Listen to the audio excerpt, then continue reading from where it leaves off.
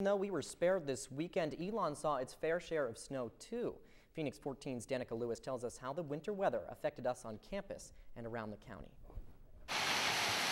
Cold rain may have been the only real weather Elon saw this weekend, but that doesn't mean the 6 to 8 inches last week didn't come with consequences. And it was slippery and it was like spinning wheels and it was bad. Senior Emily Spear was trapped in her neighborhood outside of Richmond until last Wednesday. We just kind of came through this area, leaving her 2 days behind in classes. I knew I was going to be behind, which was kind of irritating. And Emily says the South is just not equipped for what it got. I think the infrastructure just isn't set up for mass quantities of snow.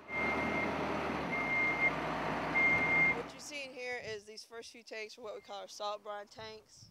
Maintenance engineer Nanette Fogelman is in charge of keeping roads clear when snow hits Alamance County. It usually takes her crew 3 days to completely clean up all the roads, but in this past storm, the interstate took 2 days on its own. So we have the equipment to handle it. It's just not a storm we're used to having in this area.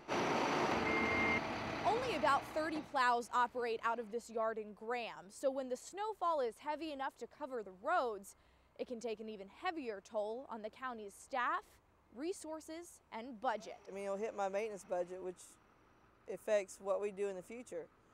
It's not just pushing snow that affects it. We'll end up with potholes and maintenance issues that we got to deal with just from the weather. Regardless of what else this winter brings, workers here pledge to plow through the challenges and keep roads safe. My goal is for our guys to go out there and clean the roads as quickly as possible, but as safely as possible. Danica Lewis, Phoenix 14 News Tonight.